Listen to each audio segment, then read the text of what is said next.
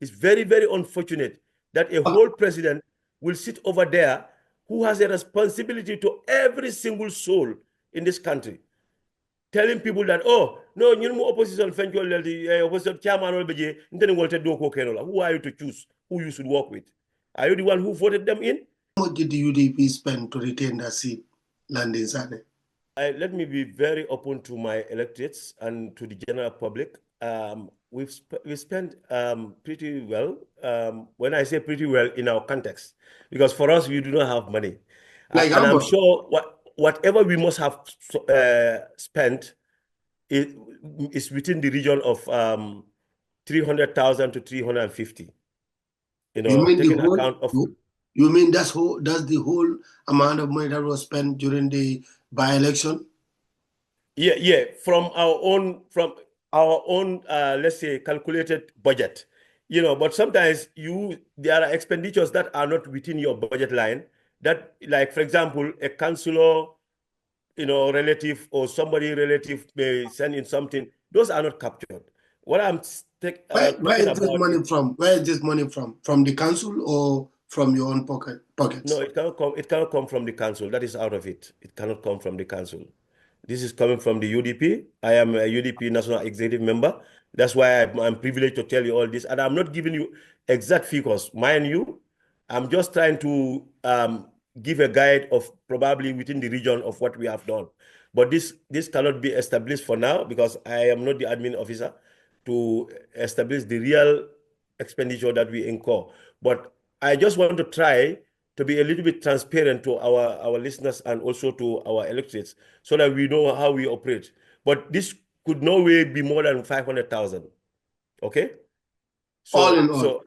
Yeah. It cannot be more than that. It cannot be up to that even.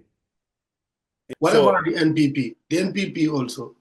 no, NPP, I do not know, but I've been hearing millions that they have been spending, and I will not doubt it because even with the fleet of cars that they came with, you can see pickups in their good numbers. You can see Prado is a whole lot of waste of resources.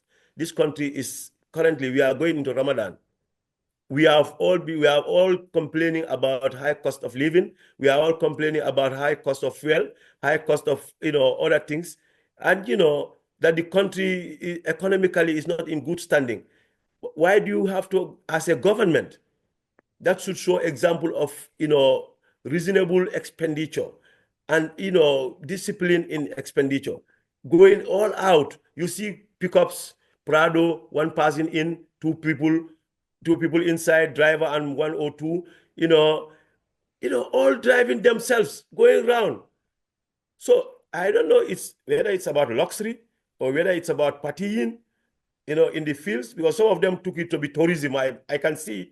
How do you see this 2026 election? The stakes are very high and the battle seems to be getting and more intensified. How do you see the final months of 2025 leading to 2026? How things are shaping from your own point The of view? way I see it is, you already said that whether it was a referendum. Yes. Uh, yes. But, I will but believe that. Masembe alone cannot speak, for the rest of the country. Yeah, yeah. There is, in development, there is what we call sampling and baseline. Yeah. Masembe could be a baseline. You already asked me whether we've learned lessons. Yes, we've learned lessons. We've taught NPP the worst lesson that they might have thought of in engagements with UDP. I will not dwell more onto that, on that rather, but I can tell you the formula that is used will be used subsequently. Um, you know, even though there has been some unfortunate scenes, but all and all, both, maybe from both sides, we will all try to make sure that everything was peaceful. But whatever games NPP must have brought were definitely handled with care, and they were handled without any problems, and we won. So I'm telling you that that's going to be a stepping stone, and I can tell you that if not a referendum, but it must have been a litmus test. And some people might not believe it because you talk to some NPP people, they say, no, no, no, no, this cannot be in any way a referendum. It's a small place. Yes, it's a small place, but it's significant. It's important. So we're going to use the same momentum to move on. And the idea is Barrow is whether he has a choice to contest in 2026 election and he will be defeated, or he has a choice to leave, step down. Whoever he brings in on board will be defeated. Work very well, just like what happened in Masembe. In Masembe, let us not downplay what happened in Masembe. The entire government machinery was there. You can count ministers in five, up to five. You can count, all other, functionaries. They were all there. But the worst lesson of their life was what they learned from there. Can you tell us some of the experiences that you encountered during the time when you were fighting with the NPP to make sure that you retain the councillorship seat in Masembe? Yeah, lesson learned is many, but before I go into that, let me mention that as a politician, um, in election matters, one is a very big number, one vote, one, because it's the force that passed the poll. And one is very significant, one vote alone. So when you count 187, it's significant margin, considering the number of voters in that area. It's only 1,753.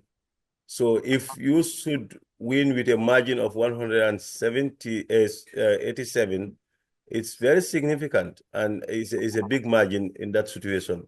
So I want to make mention of that.